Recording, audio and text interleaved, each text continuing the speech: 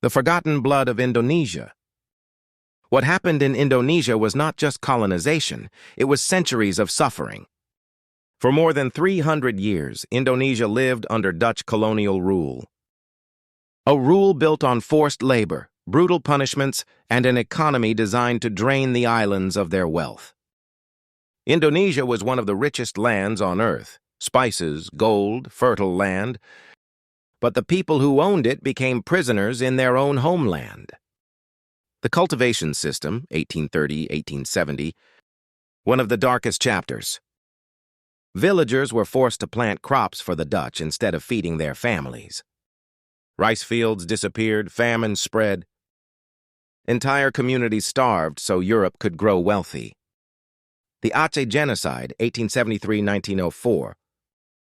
Aceh, in northern Sumatra, refused to bow.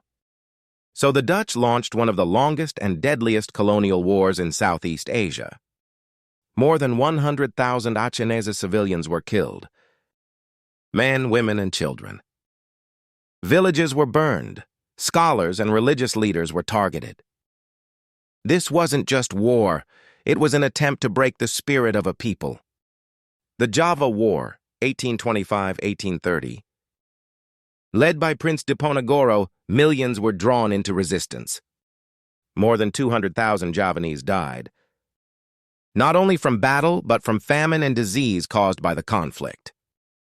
One of the deadliest wars in Indonesian history. Forced labor, mass deaths, and exploitation. Across the islands, Indonesians were forced to build roads, clear forests, work plantations, and carry heavy loads for soldiers. Many died from exhaustion, beatings, and starvation. Families were separated, women were abused. It was a system built on fear. World War II, a new nightmare. When Japan invaded Indonesia in 1942, the suffering continued. More than 4 million Indonesians died from forced labor, starvation, and brutality. Many were taken as romusha, labor slaves, and never returned home. But the fire never died. Indonesia rose again. On August 17, 1945, freedom was declared.